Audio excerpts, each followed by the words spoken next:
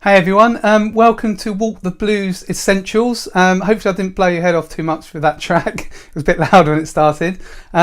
So there's a bit of a delay in the chat if you haven't watched any of my YouTube lives before. So if you could leave a comment, just let me know that you can hear me okay, loud and clear. I take it you all heard the tune and some bass. Just let me know if you could hear that. It will take a couple of minutes to come through. So yeah, good morning, afternoon, evening, middle of the night. I know there's people from all different places. I know a lot of people are going to watch and catch up as well because I couldn't make the session. So a big part of this really is I wanted to have the replay. You'll have the PDF booklets and the backing tracks, and I want you to kind of just work through those so you've got lifetime access, because I'm going to really go for it. I'm going to do an hour and a half and I'm going to teach you as much as I can from the Walk the Blues course. So it's going to go quite fast, so I'm not expecting you to kind of keep up with all of it, but you'll be able to take it all away and then just work on all the stuff. So yeah, great to see you all in there. There's some people who have already taken the Walk the Blues course who have been invited today, so you'll see them in the chat. So if you've got any questions, then put them all in the comments. I'll stop and you'll get a Q&As at the end, but I'll stop and answer some questions. But if anyone already on the course thinks they've got any answers for the questions, then just go in there and help people out. Okay, so I'm going to get started. So you can play at home. Obviously I can't hear you, no one can hear you being YouTube live. You can do what you want. I can't see or hear you. I can just see you in the comments. So here we go. Are we hearing it? Loud and clear. That's brilliant. So yeah, I'm going to get started. So I suggest that you play along. You know, you can just play along with what I'm doing, or you can just listen. It's entirely up to you. Okay. So I'll be teaching basically as much as I can from Walk the Blues, from the video course, and the session format is I'm going to teach today 5 modules, an average of about 15 minutes, some up to 20 minutes long, and then I'll have a little short break after each module, and I'll have a quick look in the chat as well. So if there are any questions as we go along, I'll hopefully be able to answer some of those. But what I'm going to do is I'm going to do a main Q&As at the end as well. So you'll have an opportunity. I'll kind of hang around to ask questions. But if you think of anything as you go along and you think you're going to forget it, then just put it in the chat. So yeah, great. So I'm just going to plow on and get started. Feel free, I should have grabbed a beer or something, but feel free to have a drink when you're doing this. I can't see you anyway. Okay, so I'll start straight away with module 1. So we can look at the 12 bar to start with. This will be a refresher for a lot of you, but for some of you, you might kind of vaguely know the 12 bar blues. But to really, if you want to get up at a jam night or do a blues gig, you have to know the 12 bar sequence back to front. Okay, this is the really important part. So this is the kind of most important module in a way, for the real basics of blues playing. So the 12 bar blues sequence is just a 12 bar chord progression that's repeated round and round and round. So it's got 12 bars in it. Okay, and once round the 12 bars is called a chorus. Now don't get confused with the traditional meaning of the word chorus when you've got a song format of verse, chorus, bridge, that kind of thing. This is a chorus. For blues and jazz, when you say a chorus, you just mean once round the chord progression. Okay, so most blues tunes use the 12 bar progression and they're just repeating over and over, round and round again, which is quite handy once you know the 12 bar format. Okay, and the 12 bar progression follows an AAB form. So you've got 4 bars for A, another 4 bars for A. They're slightly different, but they kind of use the same 2 chords. And then you've got the B section, which is the last 4. Okay, so AABA, and it's kind of, you can think about it as a question and answer form. Okay, if we look at 2 classic blues tunes, The Thrill Is Gone, which you probably all know. So the lines, if you look at those, you've got 3 lines. Each line is basically over 4 bars. So the thrill is gone, the thrill is gone away. It's 1 lot of 4. The thrill is gone, baby, the thrill is gone away. Another lot of 4. And you know you done me wrong, baby, and you'll be sorry someday. And that's the kind of answering. So normally the kind of tune's the same for the 2A sections for the vocals, and then it kind of changes for the B section. So it kind of helps you when you're playing it if you get lost. And then The Sky Is Crying. Again, the sky is crying, look at the tears roll down the street. The sky is crying, look at the tears roll down the street. I'm waiting in tears for my baby and I wonder where she can be. again. So there's kind of like A, A, B. Okay, and that's kind of reflected in the kind of chord progression. So the 12-bar progression is based on 3 chords: chord 1, chord 4 and chord 5. Now some of you, depending when you signed up, you might have got the welcome video, and you might have got the one on Roman numerals that kind of give you a bit of a head start. But basically it's handy if you know the number system, which is just numbering chords 1, 2, 3, 4, 5, and the Roman numeral system as well. You'll sometimes see that written down. Okay, but these are the kind of main ones you need for the 12-bar: chord 1, chord 4 and chord 5. Okay, and if you aren't familiar with how you find the chords, the best way to do it is from the major scale. Okay, so the major scale is really important to know because you can get all your theory out of that. And you know, it's important to know some theory. I don't want to kind of bog you down. A lot of people play by ear, which is brilliant. But if you know a little bit of theory, that helps as well. So the major scale, if you don't know it, just start. We'll do it on C. Start on the 3rd fret of the A string with your 2nd finger, and you can just do this pattern: 2, 4, change strings, 1, 2, 4, change strings, 1, 3, 4. Okay.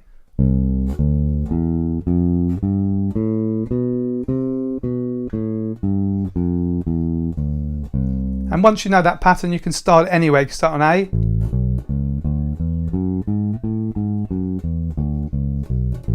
Okay, and why this is handy is you can just count up the numbers and get the chord numbers. So 1, 2, 3, 4, which is F, 5, which is G. Okay, so you can find out of that, you can see 1, 2, 3, 4, 5, C, F, G. Okay, so that's how you find your chord, basically from the numbers.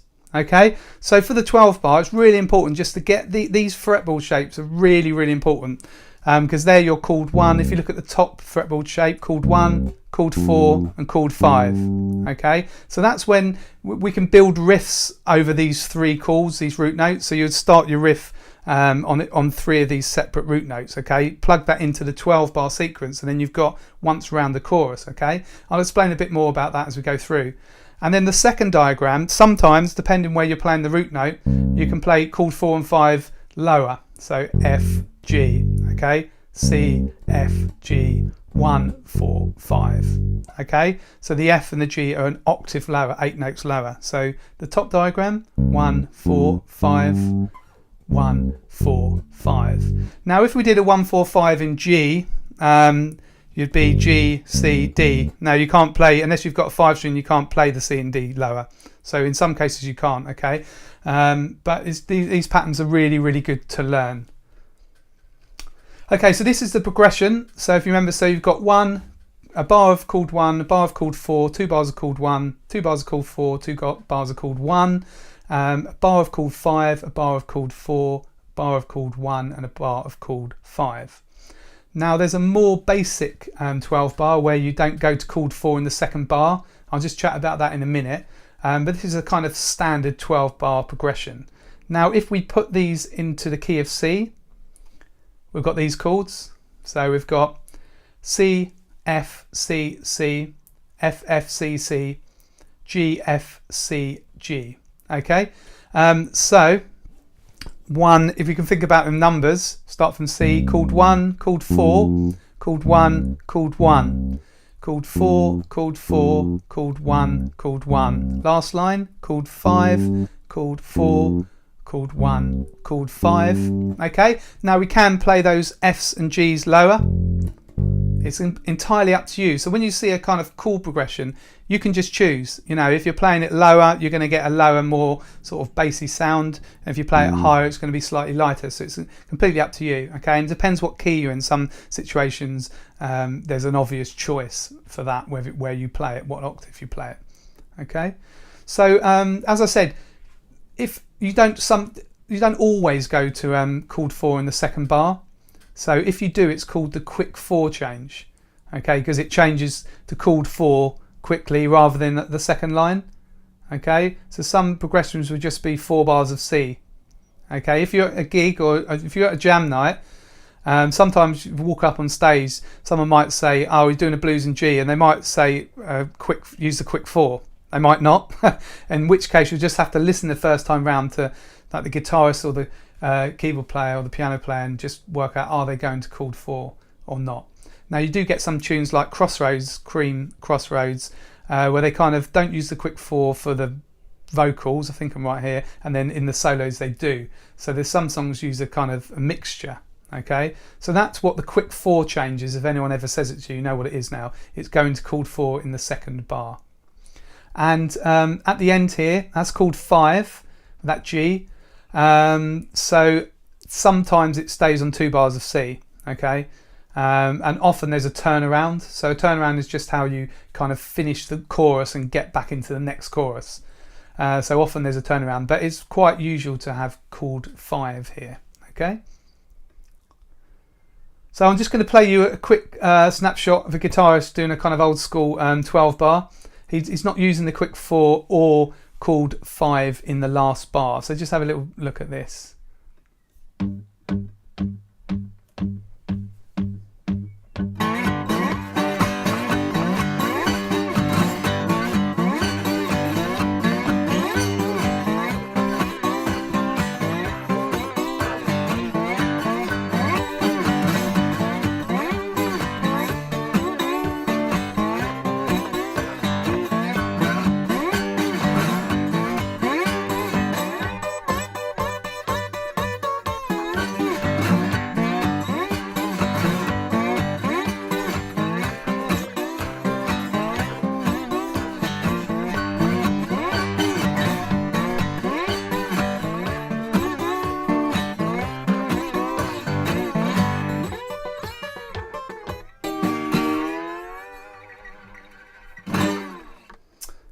Okay, so that was Nick, mate of mine. He's on all the backing tracks, by the way. So you're gonna get all of those. I'm gonna send a pack out. Hopefully, I'll do that tonight, if not tomorrow morning. So all the exercises and all the examples in here, you'll get backing tracks for those. So that was a 12 bar there, just a kind of old style 12 bar. So hopefully you can kind of hear the chord changes there. Okay. This is the first exercise in the workbook. So the download code is underneath this video actually. I'll send it again to you tomorrow, but most of you hopefully have got it, and I sent it in the email as well. Okay, if you've got any problems, I'll email everyone that anyway in the backing tracks. Okay, so the first exercise, we're just going to play the 12 bar with root notes. It's really important when you're getting to know progressions and different keys to just use root notes first of all. Anyway, it makes a really cool bass line anyway. We're going to play a shuffle feel. Okay, so when you shuffle, I'm going to talk more about that in one of the later modules, but shuffle, a straight feel would be kind of rock feel, and the shuffle. Okay, so I'm going to play it with the backing track, so just play along or have a listen. So it's a real basic bass line, but it sounds great, I think, anyway. Okay.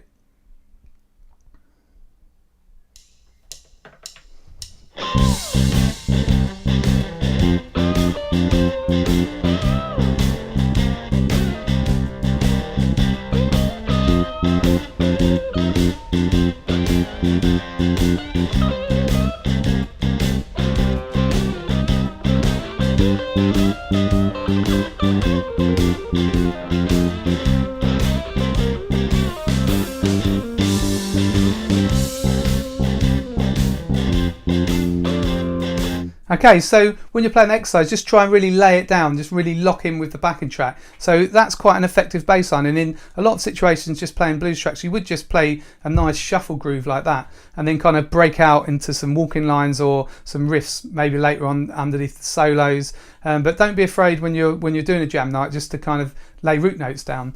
I think you agree they sound great with a good band.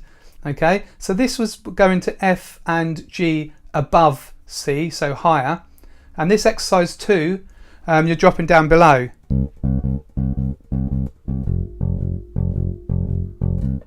Okay, so you can do that with backing track 1 as well. So these ones we're just playing the 2 positions really for chord 4 and 5. So for this one, and you can see it you've got it on the tab as well. And by the way, when you download the booklet, there is one with just standard notation if you're interested in that, and there's a tab version as well. Okay, so I don't need to play through that one. I'm going through quite quickly. Okay, so what we're going to do now is a really important part of just playing blues is being able to transpose the 12 bar progression into different keys. Transposing is just changing into different keys, okay? So some really common blues keys are A, E, D, G, kind of guitar keys. So we'll transpose it into A. So first of all, we'll just do the A major scale. So put your second finger on the 5th fret of the E string and just use this pattern again. 2, 4, 1, 2, 4, 1, 3, 4, okay?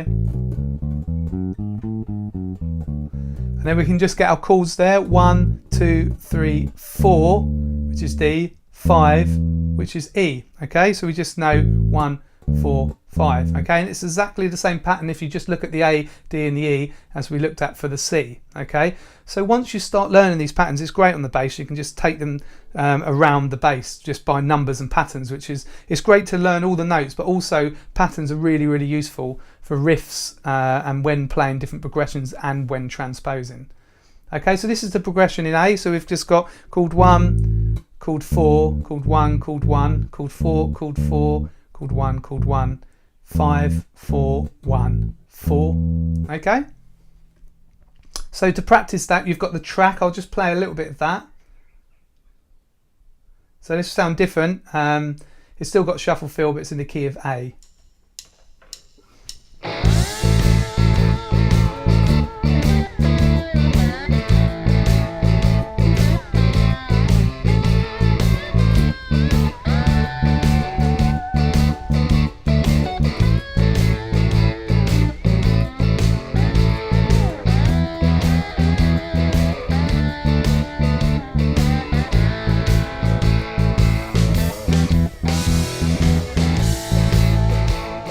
Okay, so that sounds even better, I think, because you're a bit lower than the C. We've got the A there, so just playing these root notes sound good. But what we're going to do is we're going to plug a riff into that. Okay, so first of all, I'm going to show you the A major pentatonic scale. So knowing the blues scales and the pentatonic scales are great for blues. Okay, there's only a few kind of positions to learn. You've got the major pentatonic, the minor pentatonic, and then you can add one note to them to make the major blues scale and the minor blues scale. Okay, so we're going to play, look at the top fret diagram. This is A pentatonic scale. And penta means 5, so we've got 5 notes, and then we've just got that A on the top, which kind of makes it 6, but they're the same note. So 1, 2, 3, 4, 5, and we kind of end it with the A again. Now there's 2 ways to play the scale, and the second way I call the forward position. Same notes, but we play it here.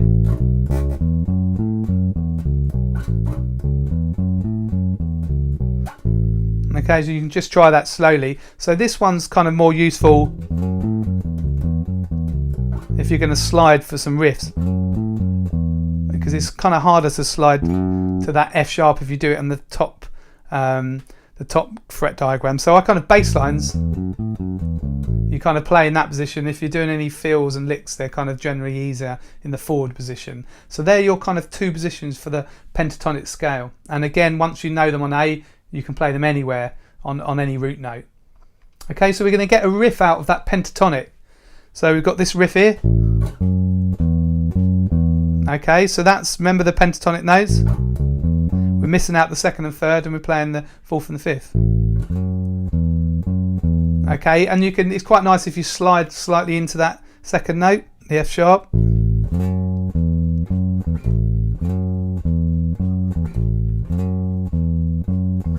Okay, so that's the riff in A.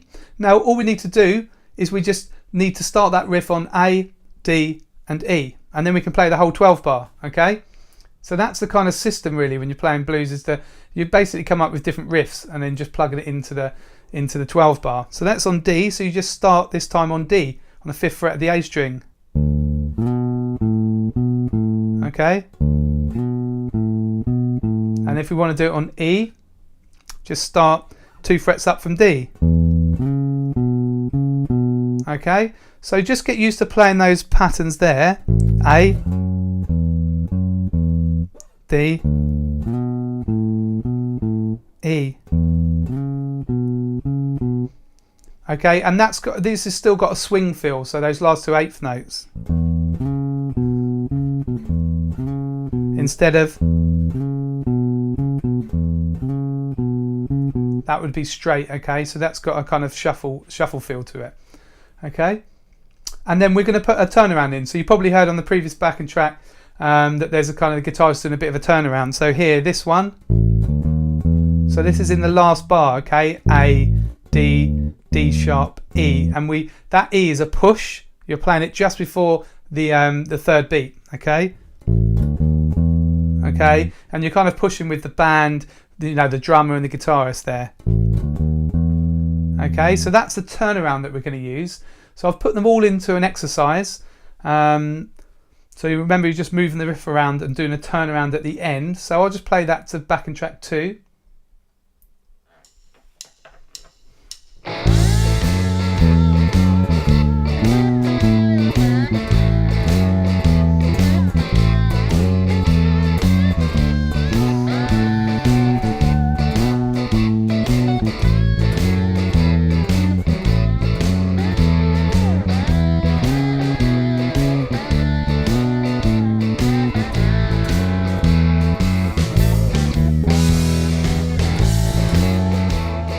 Okay, so already it's starting to sound a bit more exciting, and you're kind of really using a riff then. Now, in practice, you wouldn't be that rigid with it. You'd probably mix in slight variations, and you wouldn't kind of exactly play it each time. But it's really good to practice exercises like this. It's good discipline. But if you're at a jam night, you can just be a bit freer with it. Okay, but these are kind of just exercises to get you to kind of learn principles. Okay. So that's the end of the first module. So really, that was about the 12 bar and transposing it. If you've got any questions about that, as I said, I'll answer it all at the end. If you've got any now, if any crop up, then I can answer those before going on to module 2. But I think there's about a 2-3 minute delay, so I'll just wait a little bit and then I'll move on. Okay, I'm just going to look back through the chat as well.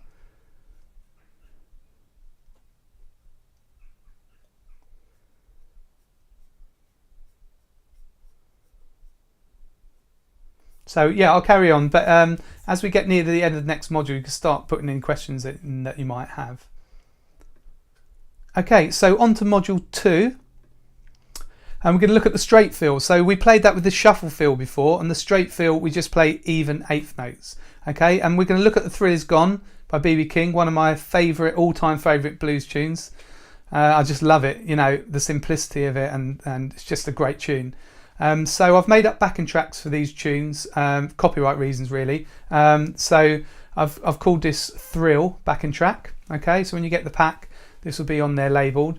And this is a minor blues. It's still a 12 bar blues, but it's minor, and this means it's slightly different chord progression.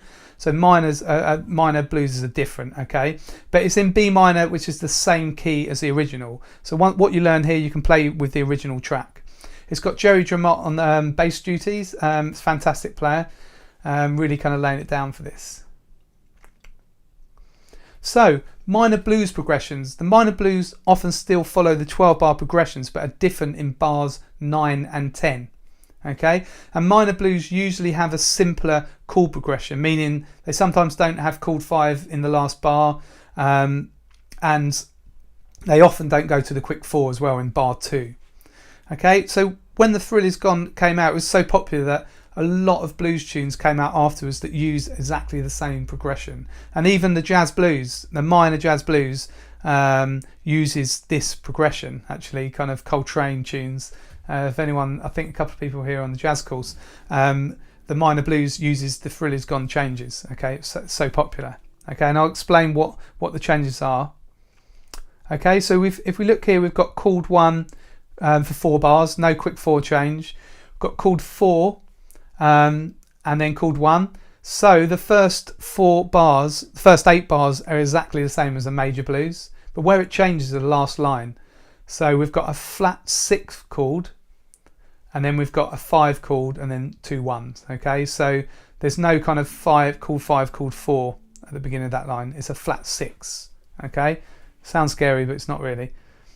So if we look at the sequence here, we've got B minor for 4 bars. So if we start on B, the 2nd fret of the A string, B, and then the second line, E, okay, E minor. Still just use the root note E, back to B, and then the flat 6 is G, F sharp, B. Okay, so they're the chords you need to know. You need to know B, E, G, F sharp. Okay, but the positions we're going to play them, if you just if you look at the B first, so you've got B, E, G we're going to do down here, and when we start playing the riff that will make sense instead of the G here, and then F sharp. Okay, so these are your kind of 4 root starting notes for the whole tune. So what I'm going to do, I'm just going to play through with root notes again, just so you can hear. So just have a listen, it's quite a slow tempo as well. You're counting 1, 2, 3, 4.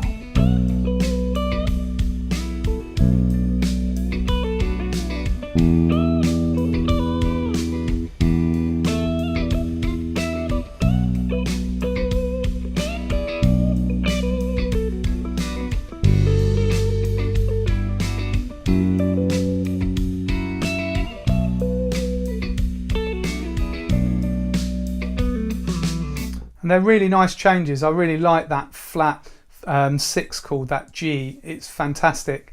It's called a flat 6 in this case. It would be a G sharp in the key of B minor, but it's a flat 6, so it's just a G. Okay, it doesn't mean it's G flat. Okay, if that makes sense. What we can do now is we're going to put the riff in. So this is the basic riff on B minor. So.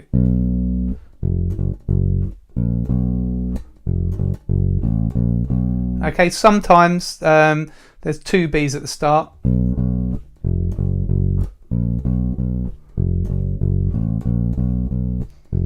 So you can do that if you want, it doesn't really matter, okay?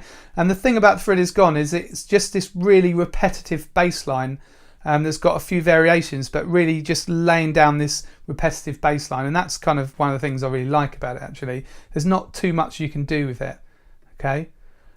So what I've done here is I've put it into, this is the most basic bass line. So when I've basically put those red lines underneath, they just show you at the end of each riff, so each riff's 2 bars long, at the end of each riff, these approach notes, these are called, because they're approaching the next root note, these change slightly, okay? So because normally it's kind of 2 notes below the next root note, so we're at the end of those, a second bar, A sharp, B, okay? But when we go at the end of the 4th bar, because we're leading to E, D, D sharp, E, okay? And then carry on that line, the end of the second bar of the second line, and then we're basically coming down here, D, C sharp, B, okay? And the end of the second line, B, A, G, okay? And then back in the middle of the last line, A sharp, B. Okay, so that's the kind of bit that kind of changes each time. I'm going to play through the riff.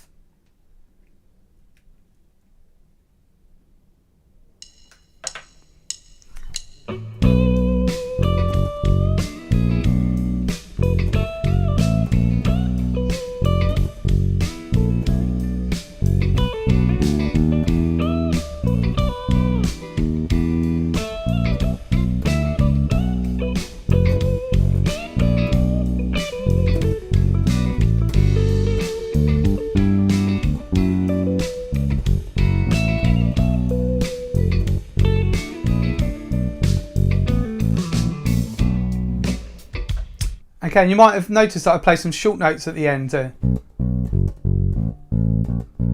Kind of sort of short long really. So the other way, yeah, short long, short long, short long, short long, short long.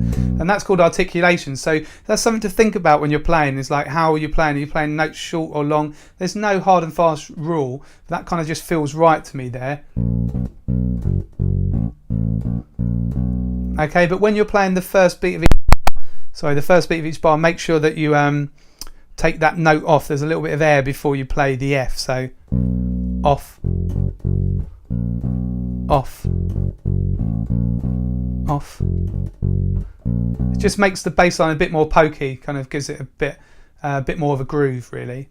Okay, so that's exercise 6, thrill backing track to try that with.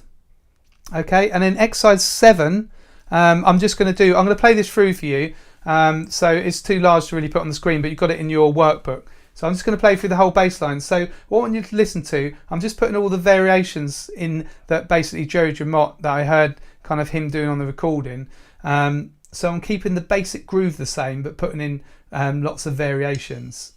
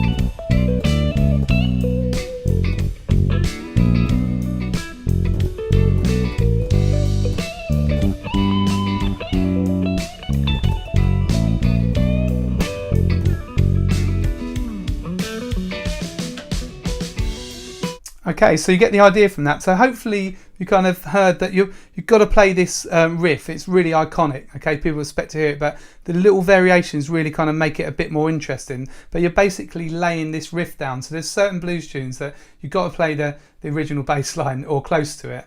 So people kind of expect to hear that. It's quite difficult to kind of change that and it still sound good. There are some bass lines where you've got complete free reign. You can kind of do what you want.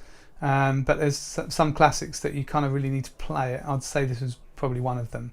Okay, so that's a minor blues, and if you learn the Thrill Is Gone, learn those changes, going to the flat 6 and then chord 5 and the last line, then a lot of other minor blues you'll hear similar kind of changes.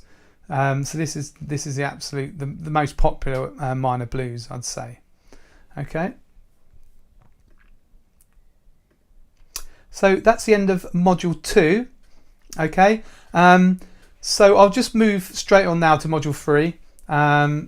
So hopefully it's all going okay. I'm not, it's not too full on for you. So module 3. Okay, we're going to look at rock and roll blues. Now this in the course, this is the one that actually people found probably the hardest technically because it's quite fast. Okay, so when I send you the backing track, it's going to be some reduced tempo versions, so you don't have to do it up to full speed. So I'm really going to go for it in this one. Rockin' the Blues is the name of the backing track, and it's based on The House Is Rockin' by Stevie Ray Vaughan and Double Trouble. So it's in the key of C major. Now that works for the backing track, but if you want to play with the original, you've got to detune a half step, or you can play it on your 5 string down a fret. But Double Trouble always detuned. Like a lot of bands, so they just played it half step down. Okay, and it's got Tommy Shannon on bass duties, and if you watch a lot of my YouTube videos, you know I absolutely love Tommy Shannon. So he's such a great bass player. I listen to anything that he does. He just kind of keeps in the style really kind of perfectly. What he plays really suits the song, but he also comes up with some really interesting and kind of adventurous ideas, and he really lays it down. Really solid player. So he's one of my favourites really. So the rock and roll blues really came from the boogie woogie style. If you think of the piano boogie woogie with the kind of walking bass I think they originated in the Texas barrel houses. So yeah, boogie woogie, it's got a kind of walking bass line in the piano, which kind of influenced jazz as well at the same time. So I've got a little piano boogie woogie line. So just have a listen to that and listen to the left hand in particular, because that's where we get some of these ideas from.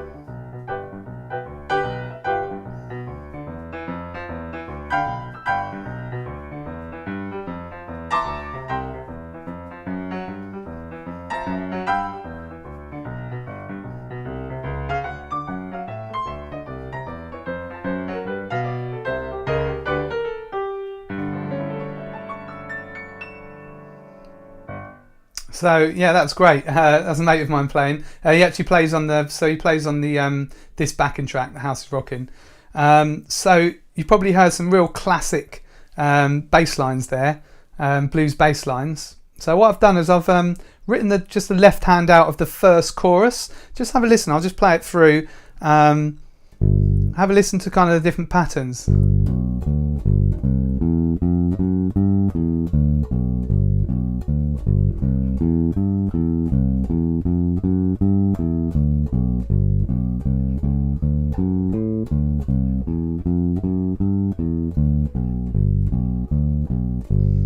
Okay, and that could equally well work as a jazz walking line.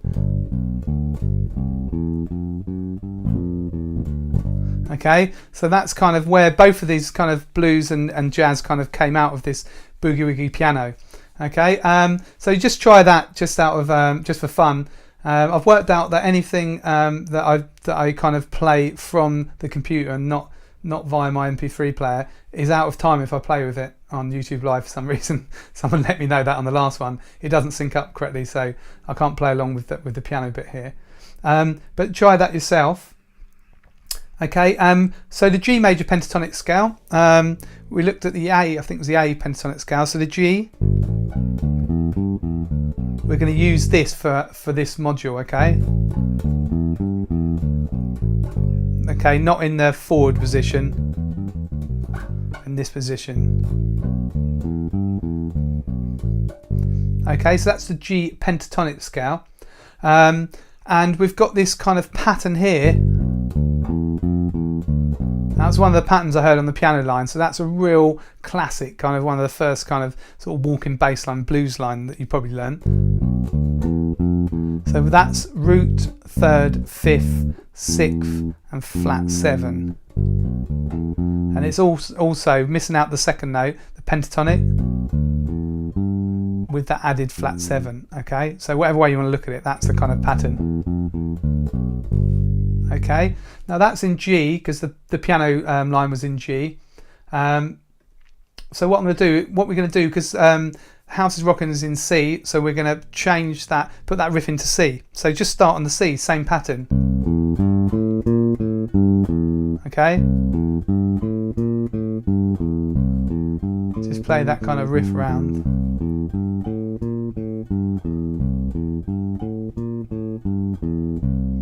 Okay, so that's in C, and so this is the verse chords. Okay, the House of Rockin' has actually got verse choruses, okay, and solo sections, but the verse is a 12 bar, basically a simple 12 bar, no quick change, no quick 4 change in the second bar, and no chord 5 in the last bar. So it's just 4 bars of C, 2 bars of F, 2 bars of C, 2 bars of G, 2 bars of C, and they're all 7th chords. Okay. So for this exercise 8, I've just put that pattern in. Okay, So you're just playing that pattern on C, F and G, but you're going to run out of space if you play it in this position here. So we're going to start on the 8th fret of the E string, so that's where your C is there. Okay, so if you've got your bass there, find that, and you're going to play the same pattern. And each pattern lasts 2 bars, so you play it twice and that's 4 bars, okay? And then your F is here on A to the A string, and then back to C, and then G is on 10 of the A string,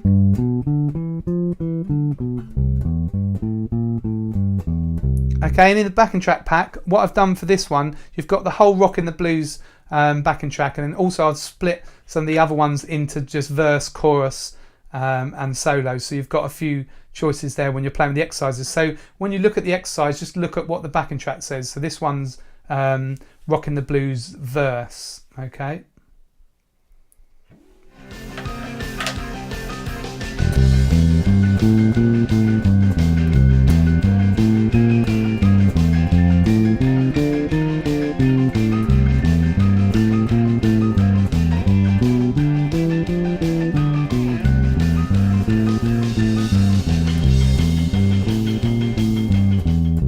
Okay, so that's the verse.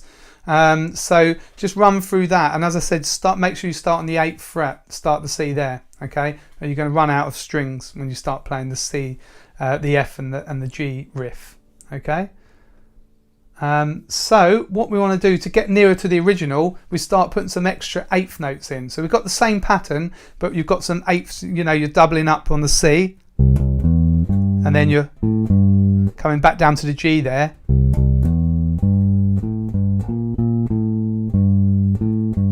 Okay.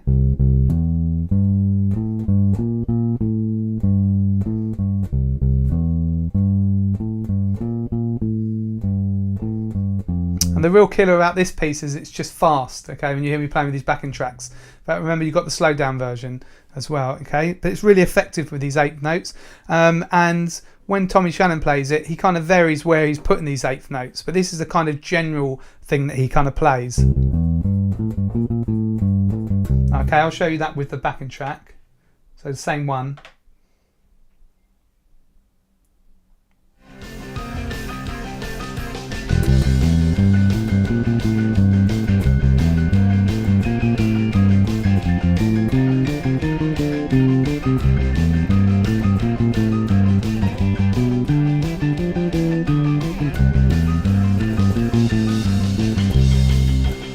Okay, so that really adds some kind of spice to it, really makes it more exciting. Okay, so that's the verse, and then we've got a chorus. Now the chorus is really, it's just it's kind of the 12 bar with the middle line missing, actually, if you want to think about it like that, but it's an 8-bar chorus. Okay, just 4 bars of C7, 2 bars of G7 and 2 bars of C7. Now there's a slightly different pattern for the chorus. It's the same riff, but we're just putting the 8th notes in different places. Okay.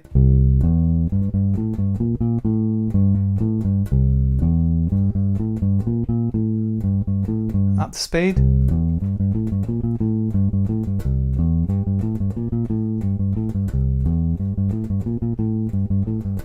Sure, I played it slightly differently a few of the times there, but yeah. So you know, again, if you're playing it live at a gig, you'd kind of slightly vary where you play these 8th notes. But these are kind of good patterns to get you started. Okay, so we've got the chorus in here. It's quite a tricky one to get in with the backing track. You've got to kind of just work out where you're coming in, okay, once you start it. Let's go for this. Sorry, here we go.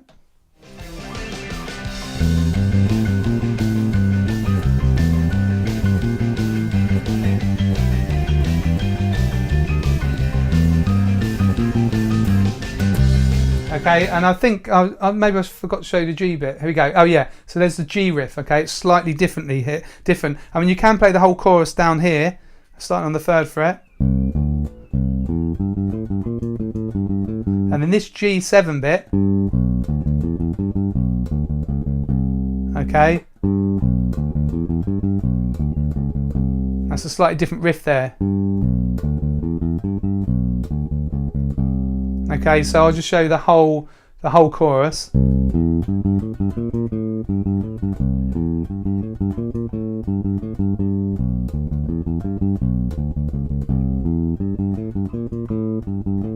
So one thing you could do is when you've got the chorus, you could jump to this position here and play the verses here, or you could just play it in one position. It's a bit tighter here.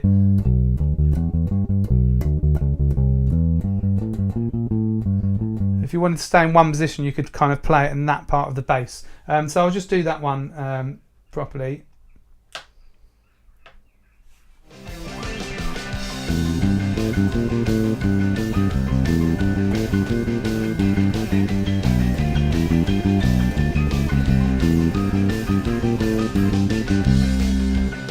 Okay, so that's the chorus, and then we've got solos here. So there's basically, well, what Tommy Shannon does is starts walking, okay, playing a walking line there. It's really nice. Definitely have a listen to the original. So it's a bit more complicated, basically, these walking lines. But if you want to, you can just play these basic riffs that I've showed you up to now for the verse and the chorus. You can play the verse riff underneath the solos. Works fine, okay, for now. But then these are the walking lines. And this is where the kind of real magic of Tommy Shannon. And I've basically used a lot of the lines kind of inspired by what he did on the original. Okay, I've written it all down. You can see it all on the end where they've got the whole bass line on the PDF. But yeah, try and focus on the patterns, the kind of shapes, what we're doing, how we're getting from one root note to the next, rather than kind of just learning the bass line note for note. Try and work out kind of why we're using stuff. So what we can do, so it's the verse chords really. But to make it more interesting when we're walking, we can add some extra chords in. Really, we kind of just say this second bar here, we're putting a G in. Really, that's the 5th of C. So we can kind of think about that as you're just playing the 5th of C there. It still works with what everyone else is doing if they're just playing C above it. Okay, and then we can put C in here. So that's the 5th of F, the 5th note. Okay, and then we can put a G in here and a G in here. Now that gives us more options when we're walking. Now this is kind of the depths of what we kind of do on the jazz course, how you kind of make some interesting walking lines. It's the same principle really for blues. What you need to do is you need to work different ways to get from one root note to the next. So I'm going to show you a way, if you look back here, I'm going to show you a way to get from C to G. I'm going to show you how to get from F to C. I'm going to give you some options there, okay? So one really good walking line is, so if we go from C to G, okay, C the 3rd fret of the A string, G the 5th fret of the D string, we can use 3 frets below the G. So that's the target root note. Probably sounds familiar, okay? Okay, and in the section, if we're going from C to F, you would just go C, D, D sharp, E, F. So you could still do 3 notes below F, but you're just starting on the open string.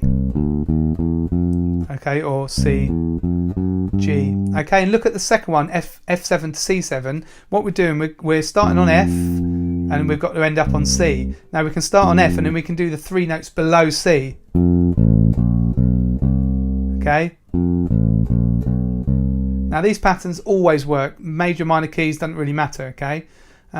So you start to notice, like, you know, whenever you're going, if you're doing a walking line, whenever you're going from chord 1 to chord 5, you can always use this line. Okay, doesn't matter what key you're in. Chord 1, chord 5. Okay, and the same as going down. Okay, that's going from F7 to C. Okay, so they're two kind of really useful walking lines. Okay, so what I've done here, this is kind of, like I said, you kind of have to learn these bass lines for the solo, but you've got them all on the PDF. What we're doing here is we're walking like that pattern to G, and then we're walking up to C. Okay, so that's a really nice line. Okay, so we're doing 3 notes, 3 frets below G on the second bar, and then 3 frets below C on the third bar. And then we're kind of stepping down. Okay, it's very kind of, we're just kind of using scales really here. And then that F7 to C, and then C7.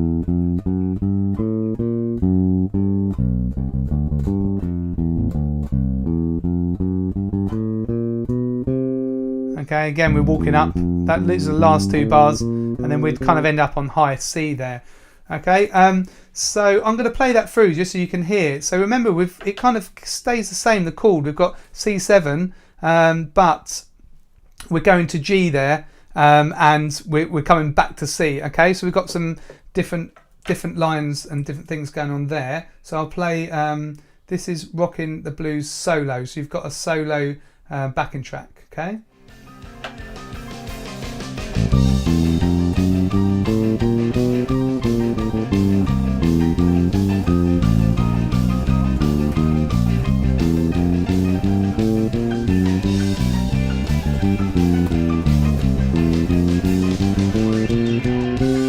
Okay, so that goes into the guitar solo.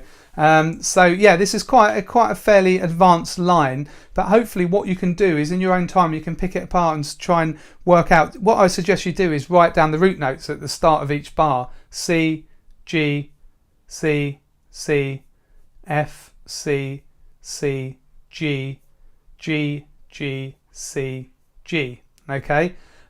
So this is, so it's quite complicated. I was just seeing from Randy, I wasn't ready for this. So this is definitely the kind of the toughest one, I'd say, out of the whole masterclass. But there's a lot in here for you to learn from, and it's just typical Tommy Shannon. He's quite an advanced player. He's quite a kind of busy player in the way for certain numbers in a really good way. Okay, so basically I've written down a bass line for the guitar solo as well, but if you look through here halfway down, there's an extra 6 bars of G7 on the guitar solo. Okay, so we start with intro, 4 bars of guitar, and then 4 bars of bass on C7, and then the chorus, verse, chorus, piano solo, guitar solo with an extra 6 bars, chorus, verse, last chorus. Okay, so I've written out all of this. You'll see that on the PDF as Rockin' the Blues. I'm going to play it for you now. Hopefully I can play it all in one in one go. Just have a listen to this.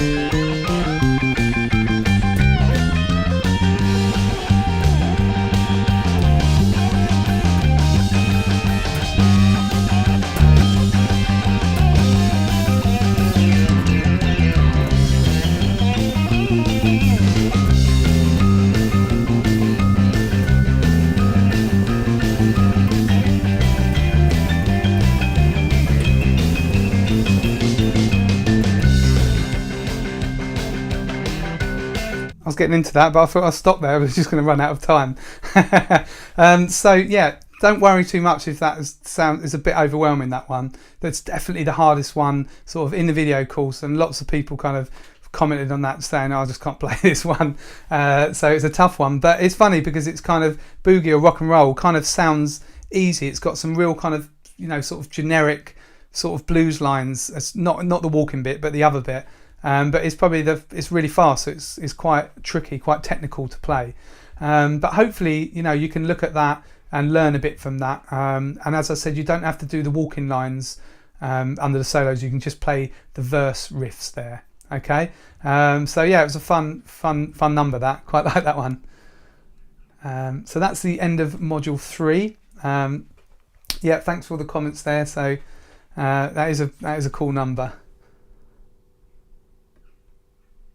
So on to module 4. So I'm ploughing through this, but I want to kind of give you as much as possible, basically.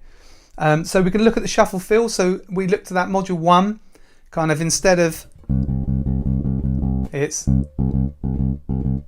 that kind of feel. Okay, we're going to look at, they call it Stormy Monday, another great tune. I've called the backing track Stormy Blues. Now the version we're going to look at is the Albert King and Stevie Ray Vaughan version. It's absolutely fantastic. I think it's about half an hour long. Just look at that, look that up on YouTube. It's brilliant. There's some good footage. So it's Gus Thornton on bass, brilliant player.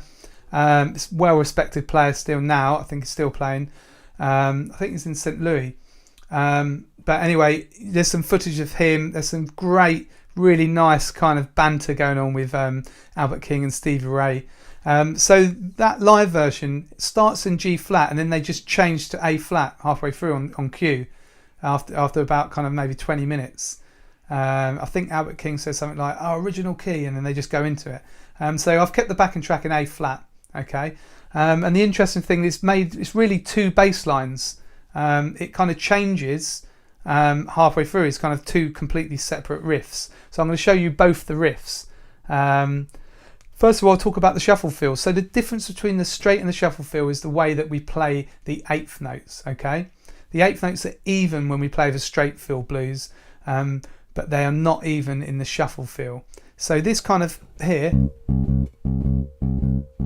The first note is 2/3. If you think of two notes in one beat, the first note is 2/3 of the value of the beat, and then the last note is the last third. Okay, you don't kind of need to think that mathematically about it, but it kind of helps some people to think about it like that.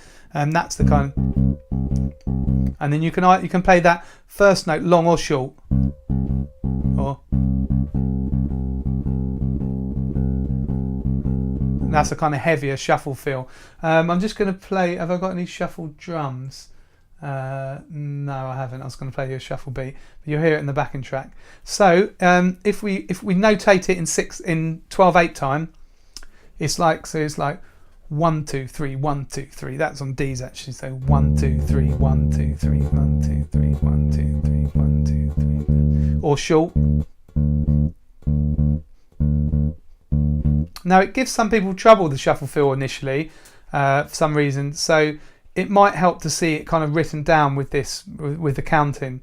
But you rarely see it in 12/8. You mostly just see it in 4/4 time with these eighth notes, and there'll be like shuffle feel written above it, or some people just assume that you know. Okay, so if you're at a jam night or a gig, listen to the drummer. It's pretty obvious. If he's playing a shuffle groove and you try and play a straight groove, it doesn't work.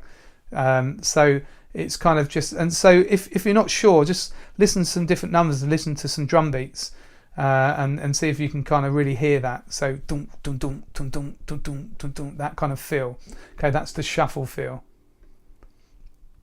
So Stormy Blues, the chord progression is in A flat. So we're getting around the keys in this session. Don't be scared by the flats. It's really kind of A with flats put on it. So if we take the flats off, it would just be A, D and E. So we just drop everything down the fret. So A flat, D flat, E flat. It's called 5. Okay, so if we look at this, it's got a kind of quick 4 in the second bar. That's called 4. And then it's all the same until the last 2 bars. And the last 2 bars, we've got kind of a turnaround. We've got 2 chords a bar. A flat, D flat, A flat, E flat. Okay, and that's a 1 4 1 5. 1 4 1 5 turnaround. Okay, 1 4 1 5. Okay, that's a fairly standard blues turnaround. Okay, chord 1, chord 4, chord 1, chord 5. Okay, so that's the chord progression. When you see these, what are called extensions, like the ninths on the end of the chords, don't worry about that. That means the guitarist and the chord, anyone who's playing chords, basically piano player, they'll play the ninths, or it's maybe in the tune. Okay, so as bass players, just really kind of we're looking at the root notes and the, you know, whether it's minor or major. So we've looked at the major pentatonic. We're going to look at the minor pentatonic. We look at the blues scale. But if we look at this diagram, take out the D. Don't play the D. Start on A flat. Okay. That's the minor pentatonic shape. And if we add that D in, makes it the minor blues scale. Really, really useful for blues. And you might, Sweet Child of Mine, the Guns N' Roses. That bit, that really big riff the band does. Sorry. So that's just the blues, the minor blues scale backwards. Or I'm playing that in A flat, it's a different key, but you'll get the idea. That's just the notes of the A flat blues scale, so it's really useful for creating riffs and just basically different riffs and bass lines. So make sure that you know the blues scale, the minor blues scale, and you can sort of take it around, starting different places on the bass. Okay, so this is the Stormy Blues riff. We're using all the notes of the A flat minor blues scale apart from the second note. Okay.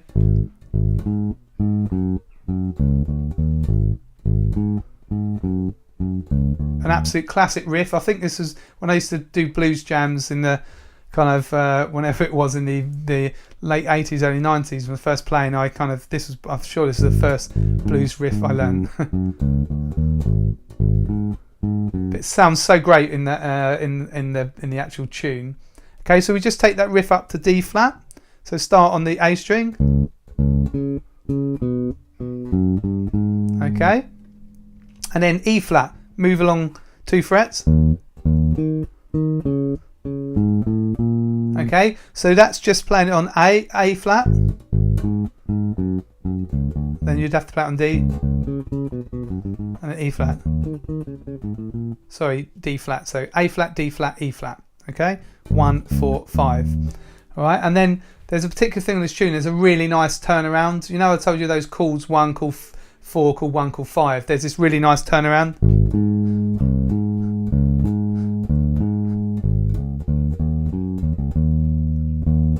So this is a bit of a tough thing for this number, but it's the same each time. So once you've learnt it, pretty much the same each time once you've learnt it. So take out the top, on that first bar, take out the top A flats, and you just got A flat, C, D flat, D. Okay, but then put the A flat in, it stays the same each time.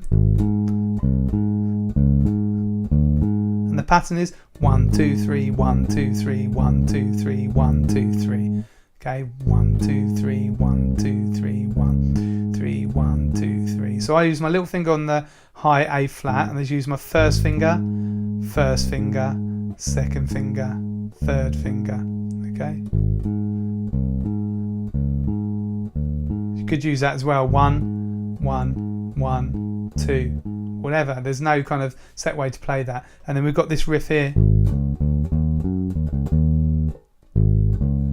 Again, that's really based around the A flat blues scale.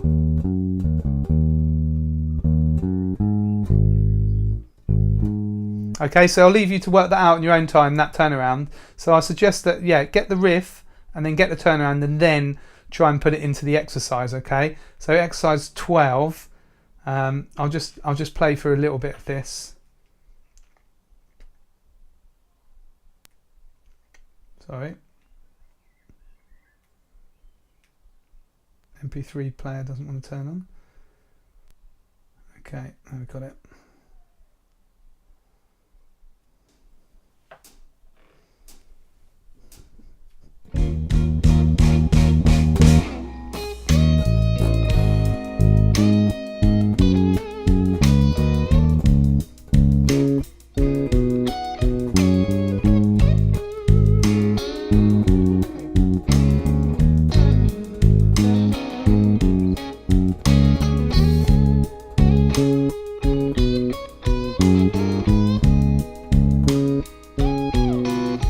Okay, so you get the idea of that. You'll have a chance to see me play the turnaround in a minute. So that was exercise 12.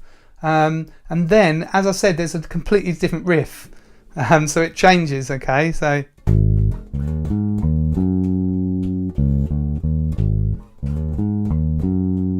still based around the A flat minor blues scale. There's just no B in it. Okay.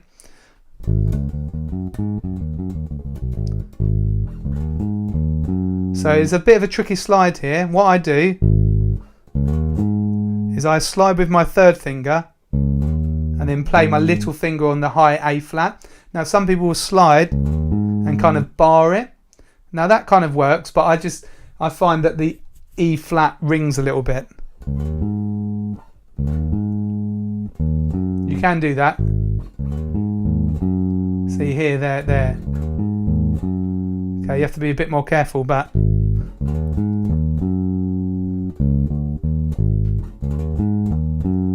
okay, so the tricky bit is just working out what fingering pattern you're going to use. But again, you can take it to D flat.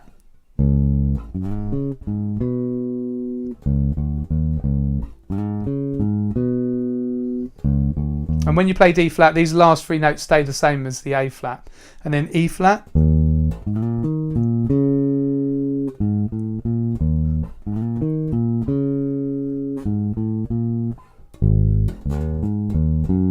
Okay, so I've put that into an exercise. So it's exercise 13. So what you need to watch out for, really, if you look at this in the workbook, is as the end of each riff where you're playing this.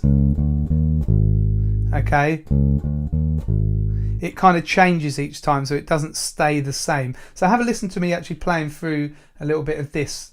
So this exercise 13. So this is the second riff.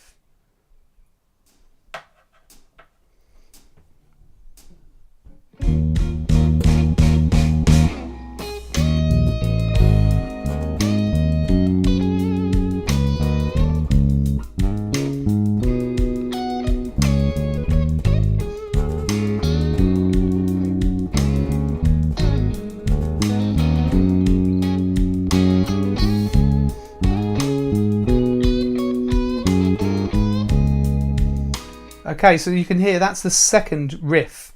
Okay, so I'll put it on. So basically, exercise 14. I've put the whole thing together. So I'm just going to play through that now. Mark just said, I just noticed I'm having a hard time hearing the bass. I will turn it up. I think it's max without kind of without overloading the system, because I can see it goes into the red. But if you're listening basically on headphones or proper speakers, you'll hear it better. Maybe you are, but anyway, I'll turn it up a tad. Hopefully it doesn't feed back. Okay, I'll just turn it up a bit more. All right. So what I'm going to do is I'm going to play through the whole lot just so you can hear it. So here we are. So there's that little intro as well. Okay. So I'll play through. So this is exercise 14.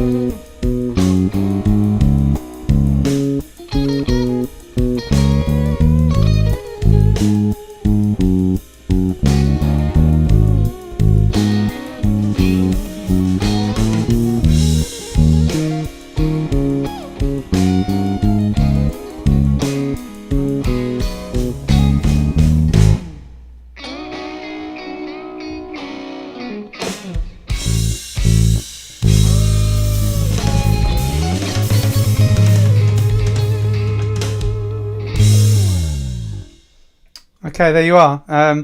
Always struggle to play those last 3 chords. Quite hard to work out where they come if you're not kind of playing it live. But it's really effective. I think you're kind of, when you hear the changes of riffs, especially when it drops back into that kind of first riff. So it's really kind of interesting how they both work really well. So I've kind of made up an arrangement there. I can't remember now, but in the live version I think they kind of just start on one and end up on the other one and don't come back to it. I can't really remember. I have to look at it again, but it's way worth checking out. It's a really, really good version.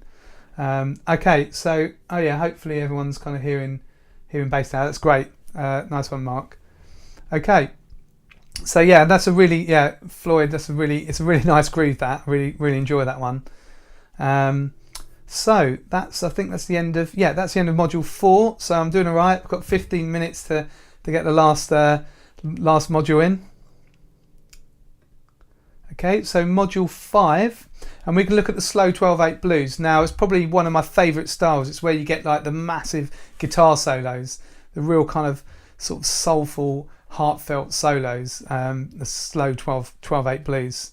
And we're doing a Gary Moore tune, Still Got the Blues, which you probably all know. So I'm going to call it Still More Blues for the backing track. I was going to spell it M-O-O-R-E, but I decided against that in the end. But anyway, there's been American artists up to now. So Gary Moore, British artist, but absolutely brilliant. I think he kind of got into the blues. The album that Still Got the Blues is on, it's when he kind of really went back to old school blues. Didn't really kind of play that before. He was sort of Thin Lizzy, wasn't he? People like that. So he's a heavier kind of rock player. But he's really soulful. I really like this and Prison Walkways. Brilliant tunes. So it's in the key of A minor, same as the original key, and Andy Pyle on bass duty. So he was like a British session player. Okay. So 12/8 time, it's slow blues, okay, and we've got in 12/8 time we've got 4 strong beats in each bar, like in 4/4, but each beat is divided into 3 eighth notes, okay, instead of 2. So, and these are quarter notes, but they're called dotted quarter notes, okay. When you see a dot after the note, it adds on half the value of that note again. So normally a quarter note is 2 eighth notes, 1 beat. So if you've got the dot on, it's 1.5 beats. Okay, if you've got a dot on top of the note, it means play it short. Okay, but after the note adds on half the value again. So you're kind of counting like that. Okay, there's different ways to count it. Okay, 2 2 2 2 1 2 1 2 3 2 2 3 3 2 3 4 2 3. So you can hear the drum taps out the symbols of the eighth notes. 2 2. So, and then kind of for the main beat, 3 4 1 3 2 3 3 2 3 4 2 3 1 2 3 4 2.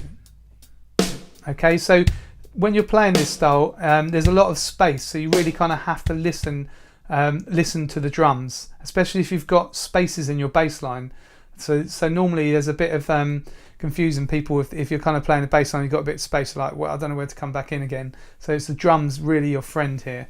Okay, so the verse we've got here, so we've got kind of minor chords, major chords, slash chords. So this F over G, if you haven't seen a slash chord before or you don't know what to do, always play the second note. So always play G in this case. Okay, so when you see a slash chord, it's telling you the chord is F and the bass note is G. Okay, so you always play the bass note. If it was just a solo piano, he'd play a G in the bass. Okay, but you need to always play the second note of the slash chord. So I've written them out, just the root notes underneath, just to make it a bit clearer. So these are root notes: D, G, C, F, B, E, A. It kind of follows around the circle of fifths or cycle of fourths, whatever way you want to look at it. It's quite a kind of musical chord progression. So with the root notes here, I'll just play through a little bit here. So again, I've split up the backing track into verse, chorus, into different sections. Okay, you've got the whole track and you've got some different loops here. So they sound a bit weird at the end of the loop because it just goes back to the verse again, where it would go to the chorus normally in the song. But you'll get the idea, okay? So you can 1, 2, 3, 2, 2, 3, 3, 2, 3, 2, 2, 3, 2.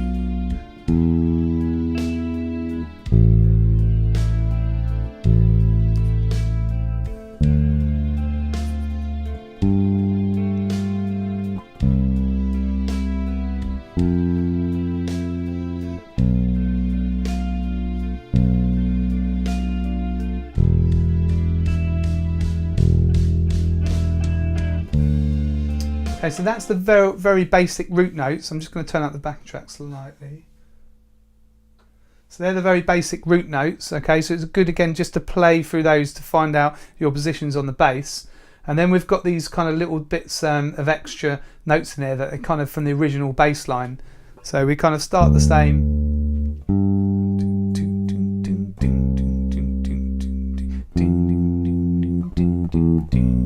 Okay, so that second bar, when you get that F, you play the C, boom, okay, that's the snare drum. There's a big or kick there. There's a big drums on beat 4. Okay, so that really helps you to know where to come in. So this is actually a tied note if you look at the notation. So you don't play that note. So there's no tab note written underneath. Okay, you just kind of hold it on and then play these last 2 notes. And quite a lot of the time I find that students kind of playing this, they don't know where to play those 2 notes, but just listen to the drums and you hear the tapping of the cymbal, okay, and then we go through here and then we've got this nice, on the 4th bar, this nice walking, okay, so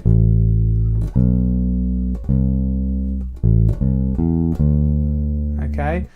So I'll play through that. So this is just the verse still, but we've got a bit more interest in there.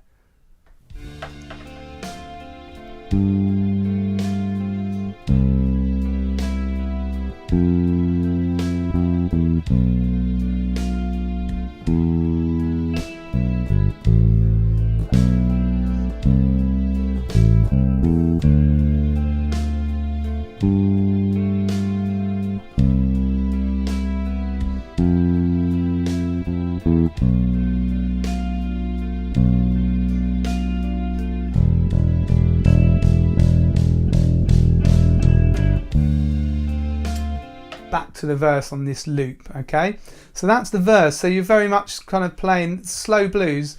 You do hold on a lot of long notes. Again, you don't want to be like playing all over it, but just playing these nice little variations that you've got. Just add the interest in there, but give you a really solid bass line.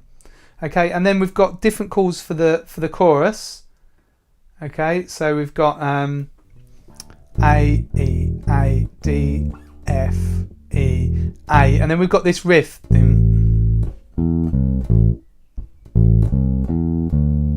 Okay. Okay, and that's based on the A minor arpeggio, okay? But you're playing it in what I call backwards. If you play the normal way, you kind of play that kind of shape, but this is backwards. But you're not playing the top A.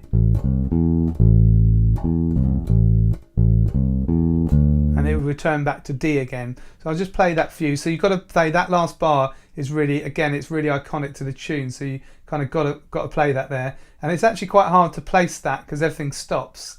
Okay.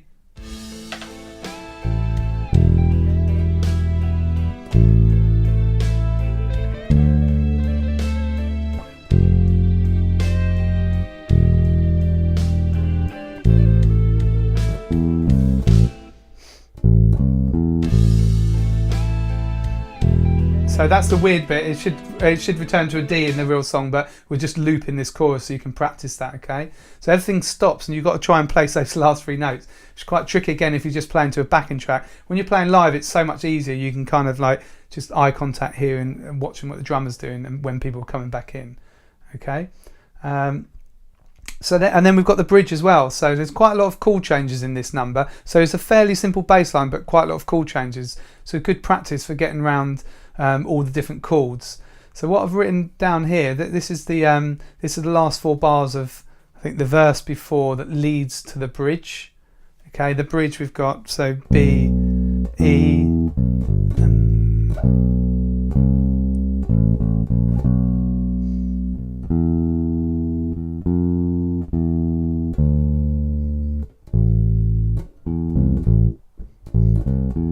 So there's quite a lot there that's kind of similar to the rest of the bass line. What I'll do, I'll skip that bit because I'll play through most of the thing with you, okay? Most of the tracks. So here we are, we've got the, this is the form. So again, it's really useful. So we've got the intro there, verse, chorus, bridge, guitar solo, extended, etc, etc. So again, so this is a really good one for learning lots of different chord changes, okay? Look at this in your booklet, because again it's too big to put on the screen. I'll just play through this to kind of finish off.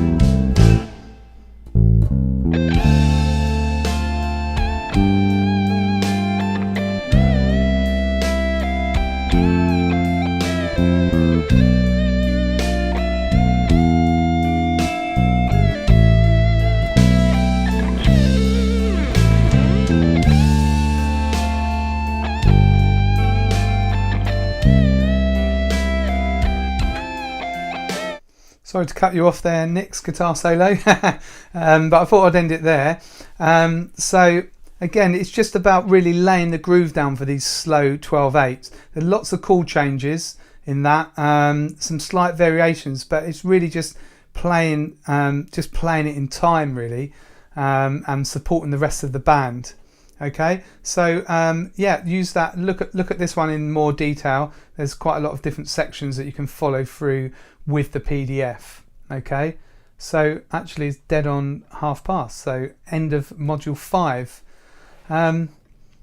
That's the end. So that kind of wraps up the teaching part. So I know I've given you a lot, and as I said at the beginning, I've fully the main idea of this was really for you to have the replay, the backing tracks and the workbook for you to kind of work through at your own leisure. So yeah, I think I'm going to check it all out afterwards, but I think the link to this video, I think you can just watch the replay on the same link. But as I said, I'm going to embed the video. It'll take me a little while to edit it. I'll put it onto a web page as well on my gbshed.com, so you can kind of access it there as well if that's easier for some of you. So yeah, hopefully that kind of helped. I used quite a lot out of the course, but hopefully that's helped give you some practice ideas and lots of exercises, and especially the backing tracks. It's really kind of fun to play with real musicians basically, rather than kind of just rubbish backing tracks. So all the backing tracks are minus bass, that give you a chance to explain those. So yeah, if you just start put some questions in, as I said, there's a bit of a delay, a 2-3 minute delay, and then I'll start doing those. I'm going to hang around now and just answer any questions. Just throw them there in the chat and I'll answer them. But before I go, so basically I've based this on the Walk the Blues video course. I've tried to get as much in, but there's kind of just obviously in an hour, it's a sort of 6-7 hour course. So there's a kind of load more different tunes and stuff in there. So I'm just going to do a 48-hour special offer. If you want to go for the video course after seeing today, then I'll give it to you for minus the price that you've paid for the masterclass. So the video course is normally $197, and you can get it just for 48 hours for $148. And what I'm going to do is, when I originally launched this course, I had some bonuses. So I'm going to give you some of those bonuses. There's a Jam Night Survival Guide. It's normally $79. I'll throw that in as well. And also 5 transcriptions of iconic bass lines. I've got those in tab and standard notation. So I'll throw those in now. So that's just a strictly 48-hour thing until Saturday night. Okay, so the bonuses sort of come to about, and the course normally come to $379. So for 48 hours only, you can do it for $148. That's US dollars. Okay. So what I'm going to do, I'm going to put the link later. I'll send it all in the email when I send everything else anyway. But there's a promo code. I haven't put the link yet, but I'll put it in a minute under the video. Or you can just go on gbshed.com, look on video courses, Walk the Blues, click on that. Okay, and if you put the promo code QUICK148 in, you'll get that discount, and you can also use that on the split payment, so you can do it over 2 months or 3 months, and it comes off, the amount comes off each payment. Okay, so that's just if you're interested in looking at the actual course. So as I said, there's kind of about 7 hours of stuff, but anyway, I've shown you hopefully some good stuff from the course. So now I'm going to go through here. So Q&A, so I'll have a little look through now. So just keep putting anything. I'll just have a look back. Just bear with me while I kind of check to see if there are any questions earlier on. Let me go. Yeah. If you miss anything, if there's something earlier on that I don't answer, then just put it back in. Okay. Here we go. Oh, G major. Hi, G major. You're late. Yeah, you can definitely watch the replay, so that'll help. Oh, can I explain the flat and sixth thing again? Okay, so a flat six. So it's a particular thing to the minor blues, really. What key were we in? I can't remember for that one. B.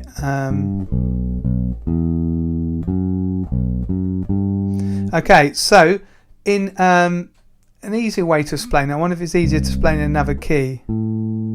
Okay, so if we're in the key of C, we've got chord 1, chord 4, and chord 5, and chord 6. Okay, so flat 6 would you just go down 1 fret. Okay, you just go 1 fret. So the flat 6 is directly above the 5th, chord 5.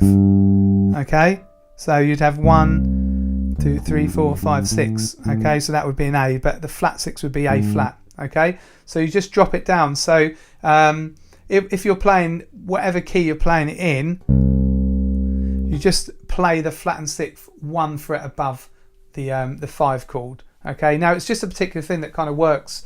It just came about somehow.